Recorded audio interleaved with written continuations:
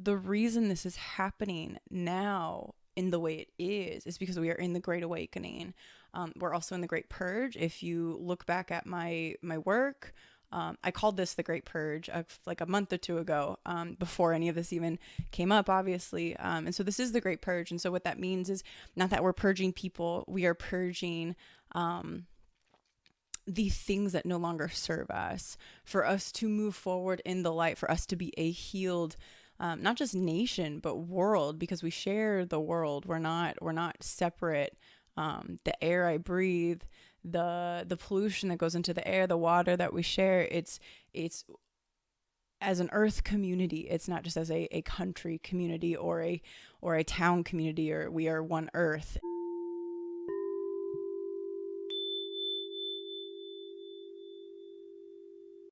So we're in the Great Purge, and what we are purging is the darkness. We are purging the shadows, and the only way for these things to be purged is for them to come to the light.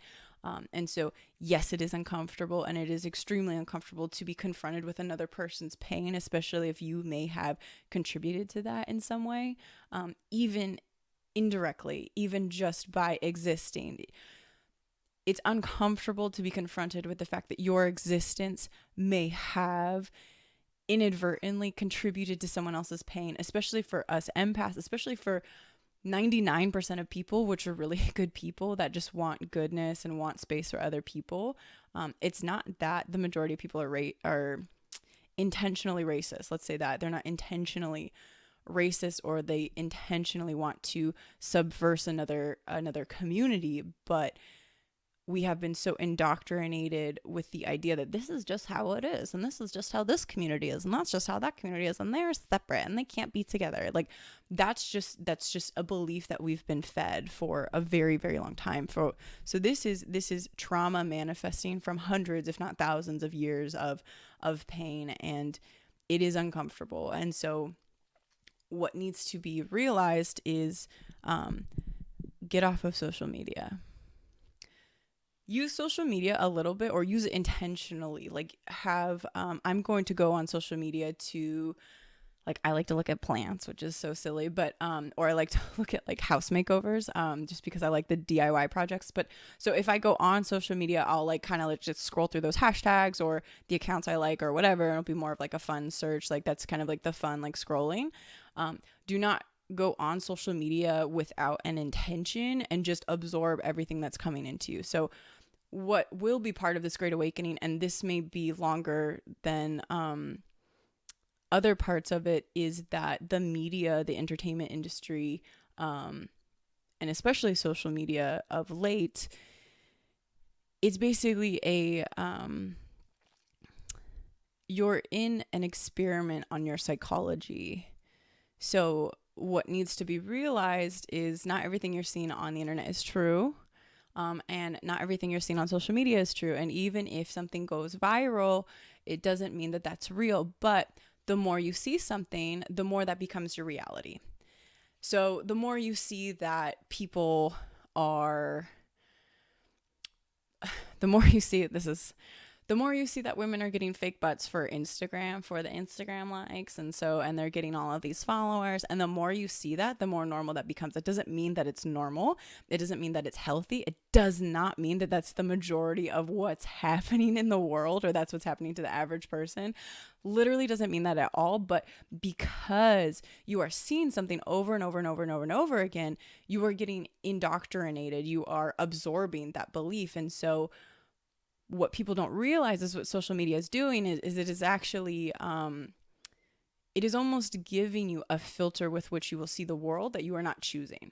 Especially if you're going on there just scrolling, you're constantly absorbing information. And so what I was telling my friends last night was, I'm not on social media that much. I have my activity on my phone. And so my average daily is about 20 minutes. And usually that's me looking at memes from my mom or memes from my friends, or like I said, I like to look at plants or the house DIY stuff. So it's really, and I'll see one or two posts on like my homepage when I open it. And so that's usually just what I'll allow myself to see. And then like I'll like that if I see it, and if I don't, whatever. I don't go through people's stories that much, but I don't let myself get lost in the rabbit hole. Let's say that. So I don't let it be like unintentional time very often. And so for my use of social media, I'm not really absorbing that much information. I have about 20 minutes a day where I'm on, and then the rest of the time I'm not. And so what I was telling my friends is I don't know how you can process more information when you're on social media all the time.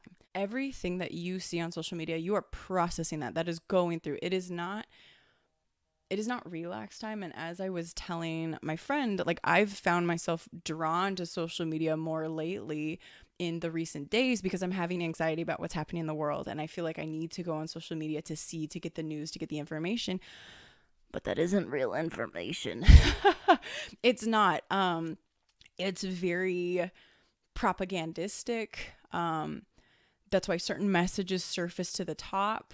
There are definitely benefits to certain grassroots movements on social media that can't be ignored. But once again, that is an intentional usage, and you most likely have to seek those out.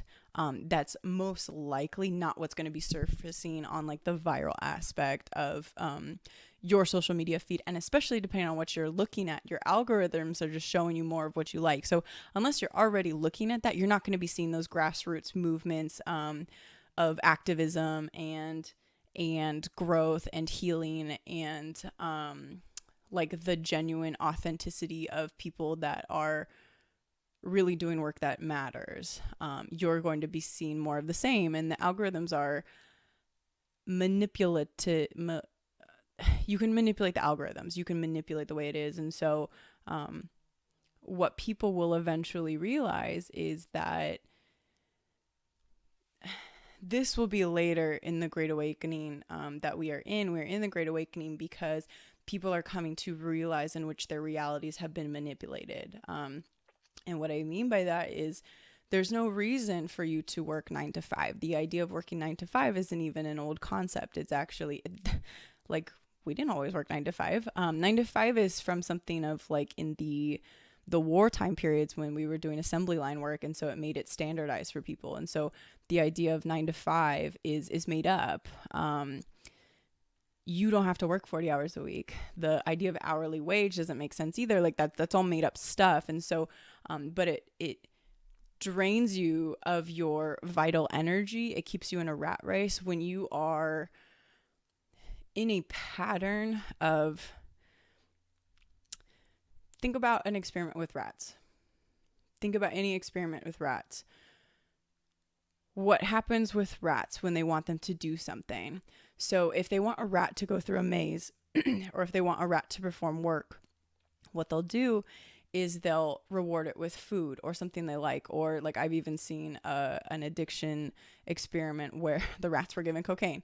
And so that's actually interesting because what they noticed with the cocaine experiment, the addiction experiment with the rats, is that so they had a group of rats. They were giving them cocaine in this little water bottle. It was diluted, obviously, and then they separated out two groups within this addicted group of rats. Once they got the rats addicted, because people are nice like that. The rats that were allowed to be within a community, the rats that were allowed to go back to their fellow rat, they didn't relapse into their addiction even when presented with the opportunity to have it. The rats that were kept in isolation, that were kept separated, they relapsed constantly. Like they couldn't get enough. And they, from what I remember, I'd have to double check the study. This is old. From what I remember, some of them some of the rats OD'd on the cocaine water because they were isolated. And so what that study did is it revealed the importance of community and unity. And so if you notice what's going on in mainstream media, there's a lot of separation. Anything that separates you is not for your highest good. That's the truth. So anything that keeps you separate from yourself, and what I mean by that, anything that keeps you separate from yourself is anything that keeps you separate from your human or divine nature. You wanting to have sex, you wanting to have fun, you wanting to relax, like all of these are human things. And our culture has, especially things like religious cultures, like certain religions or certain cultural practice or certain like even Western culture, like Western culture has definitely like demonized sex when that's not what it is. Biologically, you're an animal. You're going to have sexual feelings. You're going to have sexual urges. Like, that's not wrong. Like, that's part of your humanness. It's part of you being like a human animal. So the idea that this Western Puritan culture has separated you from yourself, like as in your sexuality or your sexual desires or your sexual appetite, that's not good. It creates shame when there's no shame in your biological urges. Like, you get hungry too. You get thirsty too. Like, should you be shameful about that? No. You need to go outside. You need to exercise. Like, you need to do these things. Like, there's no shame in those things. But we have a culture where they have created separation, and you being separate from yourself and making space for this darkness to creep in, for these dark emotions to creep in that separation within yourself. That's the problem. And that's the great awakening that they're coming to. So the separation within yourself and the separation with your fellow man, like us being separate from other communities or people that don't look the same as us, it doesn't serve you. There's no benefit to separation. There's no benefit to separation. The only time, I don't even know if that works, because I wanted to say the only time there's separation is when you're setting a boundary for yourself. There's certain people that don't serve you anymore. There's certain practices that don't serve you anymore. And so you can separate, you can sever those things. So severing your ties to shame around your sexual desires, especially if you're operating in a way that honors yourself. Let's say you want a monogamous relationship and you wanting to have sex with your partner, or you wanting to have sex with a monogamous partner, and that's in your heart, that's what feels like it honors you. There's no shame in that. You know, or you being honest about your casual relationships and you having sex in a way that honors you, you communicate effectively, everything's out on the forefront, you're operating safe, you're with consensual adults. There's no shame in that. There's no shame in that, regardless of whether you're a man or a woman. There's no shame in that. And so the idea that our culture has created so much separation within ourselves and within each other as people and as countries. We share one earth. Like, we're one people. We're one earth. We all came from the same fucking things. We all have the same ancestors. Like, at some point in time, we were all the same. Like, we're all the same thing. And we all came from the same earth, and we're all dependent on the same elements and everything else. And so it's this illusion that you're separate, or this illusion that you hurting another community or that you hurting another person doesn't affect you. It totally affects you. You are not separate. And so what this great awakening is, what this great awakening is it's all of us coming back into unity, and not just, I don't just mean that between communities, but that's a huge part of it. But it's us coming into unity within ourselves, reintegrating the parts of ourselves that we have lost, reintegrating the parts of our humanness which we have led to believe are shameful. And so one of the huge things in this great awakening will be realizing that the media, the entertainment industry, and especially social media has contorted your beliefs and separated you from yourself.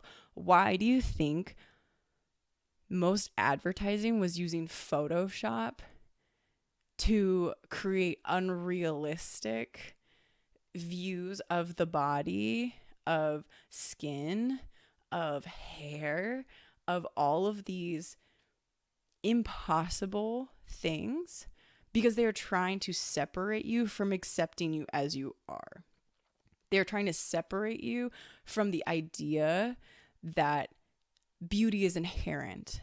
If you knew you were inherently beautiful, if you knew you didn't need makeup or designer clothes or all this bullshit to feel beautiful, if you inherently knew that, what kind of money would the fashion industry make? what kind of money would the fashion industry make? What kind of money would the makeup industry make? Like, it wouldn't be a billion, trillion, I don't even know how much dollar industry if you knew you were inherently beautiful. Like, the idea of separation is that. Or like cigarettes were creating the idea that like cigarettes make you cool, so like inherently separating you from the idea that you're enough as you are. I mean, that's the root of all of it, really, is like this idea that news media separates you from your fellow man because it instills fear. That's kind of the point. They're trying to get ratings. They're seeing what people respond to more. Shock and awe, fear is a much more memorable emotion for us as humans, because as we evolved, the things that made us afraid and the things that scared us were alarm bells of like, I need to survive. I need to remember that there's a lion that lives down that mountain, and that really scared me. So the fear is part of our survival mechanisms, and it is being used against us. It is being used against us to create separation, when what we really need to separate is from these ideas, these illusions, this distorted vision of reality, where you have very limited avenues of success and worthiness, when the reality is like, you're already worthy, you're already enough, you already have all these things, like, and you don't have to play this game. We need to separate from this illusion that you have to play the game in the way they're telling you to play it to win. And so the Great Awakening is basically going to rip this game board out of the way, and it's going to make space for everybody. Like, we are stepping closer and closer into this abundance mindset, this abundant new earth, this unified new earth. But we're going to have to go through some darkness to get there, because we can't just move into that space without having these shadows come to the surface to be illuminated. If we were to step forward without addressing these things, like the injustices in the system, or the corruption in the political system, which will be coming very soon, or the corruption in the healthcare industry, or also, since I talk about health, the idea of separation, that your body is working against you, or the idea of separation that your inherent health, that your immune system can't save you, the idea of separation between you and your own body and your own health is huge. And that will come more into light as we go on. But as we go through this Great Awakening, these things have to be surfaced. These things have to come to light to be healed. And so this is going to be a very tumultuous year. I'm not lying to you guys. This year will be a very tumultuous year. I'm not going to pretend or sugarcoat it for you. I'm very direct with my clients. I'm very direct with my friends, with my community, with my people, my students. And so I won't do that to you either. This is going to be a tumultuous year, and we're all going to be confronted with a lot of shit that makes us uncomfortable. But it's things that have been there. It's not that this is like, oh my God, I didn't know. Like, no, these things have been here. This, like, the human trafficking, the racial injustices, the oppressive systems, at some point very soon we're gonna find out more about the food industry, about what's been going on in the food industry, about how the nutrition and the food quality that you're getting from the average supermarket is significantly below other, like, homegrown or more organic or heirloom style foods. And that is a major contributor to the health epidemic that we're seeing in the world, but especially America. The food industry is going to come under the spotlight soon. The political industry is going to be under scrutiny for the next 6 months, especially with the election coming in the States. And so there's going to be a lot of things that we're going to be very uncomfortable confronting, but this is part of the growth. This is part of the growth. It's as if you have, for example, this is perfect for people healing addiction. All of us have either you have an addiction right now and you don't know it's an addiction, or or you had one, or you have some fluidity of them. But so addictive, what I mean by addiction is anything you're doing to to run away from the present moment. Anything that you're using to leave your present moment, to leave your reality, to numb, to pacify yourself, to run away from certain emotions, to not be left with your thoughts. If anything that you do to not be alone with yourself, that's addictive. So for those with addictive problems or an addictive pattern or an addictive habit, social media is huge. How many times do you go on social media because you're anxious, or because you don't want to be in the present moment, or because as soon as you get quiet with your thoughts, you just grab your phone and do it, or you do it so unconsciously that it takes up other times? How many times do you use social media and it keeps you from your present moment? You're not with people that you're physically with, or whatever. I'm not saying there's not benefits to social media, but it's not being used in that way. It's not being used intentionally to reap the benefits that are available via social media. It's used so unintentionally that social media is using you. So if you don't use something intentionally, you're being used by that thing. So that's that. So for those with addiction, when you first have to become those with an addictive, let's talk about how you heal this, because it applies to what's going on in the Great Awakening. You first have to come to terms with there's a problem. The first thing is the awareness, the acceptance of like, there's a problem here. Like, I shouldn't be drinking at 6:00 in the morning or whatever. Or using social media for 12 hours a day and not being present and not being able to move forward with my life, or constantly being paralyzed by the comparison with other people because I'm seeing these other people's lives and not living my own. I have a problem with social media in terms of just the way it is contorting people. That's my problem with social media, is it contorts you. It takes away your life. It steals what you could be living. That's my problem with social media. Anyways, so first thing is you have to have awareness that there's a problem. I realize that I have a problem doing whatever. Now, it's not just once, very rarely. I'm sure there's people where they've they get to rock bottom and it's an easy cut for them, or an easier cut for them because there's no other choice. They're in full survival mode at that point. It's kind of sink or swim. But for most, it's like starting a weight loss program or whatever. Any lifestyle adjustment it's usually the trying phase. So you'll step in and then you kind of step out, and then you step in and then you step out, or you start educating yourself, but it takes time for you to really want to learn and absorb information. So you're probably collecting information, and then you might do some trials, or for an addiction, for an example, you might let's do food just because I'm more familiar with that, and we just talked about weight loss. So you might eat clean for 3 days and then you'll relapse, and then the next time you might eat clean for a week and then you relapse, and then it gets longer and longer and longer until you're able to sustain it for longer.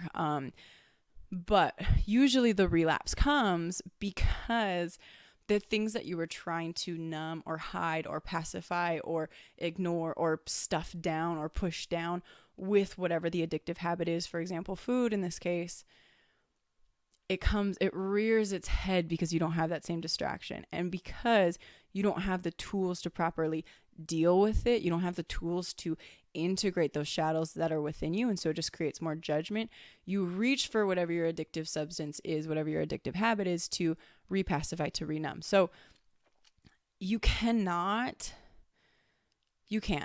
there's people that get sober and they haven't healed these shadows within themselves. They're just called dry drunks because the wounds that created the addictive pattern are still there, but they're just not drinking. And so you can absolutely move forward without addressing the pattern or the habit, but it's not healed. You haven't healed. And so the only way to move forward fully and create this new or evolved version of yourself, this self-aware and integrated, this whole version of yourself, this unified version of yourself, not separate from these parts of yourself that you're trying to stuff down with this addictive habit, to become a unified person, you have to illuminate those shadows within yourself to be able to unify them within the light of which you are.